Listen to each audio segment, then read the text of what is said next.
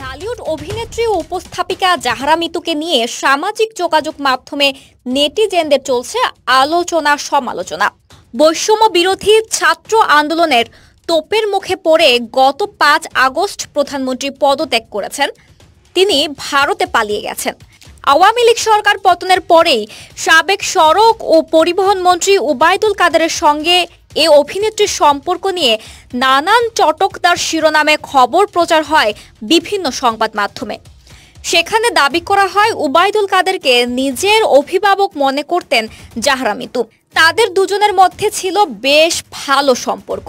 শুধু তাই নয়, এর মধ্যে একটি গণমাধ্যম আরও এক ধাপ এগিয়ে নায়িকা জাহরা মিতুর স্পর্শ ছাড়া ঘুমাতেন না ওবায়দুল কাদের শিরোনামে একটি সংবাদ ভিডিও প্রকাশ করেন। এর পরিপ্রেক্ষিতে সামাজিক যোগাযোগ মাধ্যমে এক পোস্ট দিয়ে জাহরা মিতু লিখেছেন, একটা আজব স্ক্রিপ্ট দিয়ে শুরু আজকের এই অবস্থা।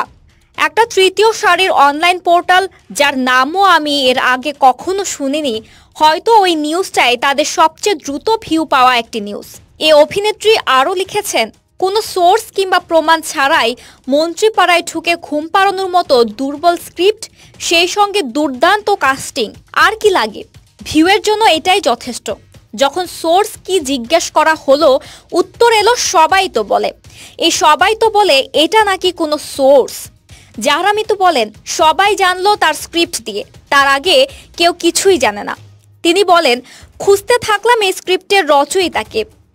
একটি ছবি পেলাম হাতে, রচয়িতার ছোট্ট মেয়ে কোলে বসে আছে, বাবার কোলে মেয়ে, আমার আব্বু নেই।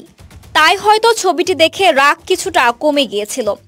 ভেবেছিলাম ছবিটা দিয়েই পোস্ট দিব, সাংবাদিকতার লাল হলুদ নীল রং নিয়ে কথা বলবো, তবে থেমে গেলাম এই ছোট্ট মুখটার দিকে তাকিয়ে। শেষে জাহরা মিতু লিখেছেন, দোয়া করি মা, তোমার বাবা যেভাবে একটা মেয়ের বদনাম রটিয়েছে তা তোমার ভাগ্যে কখনো না জুটুক।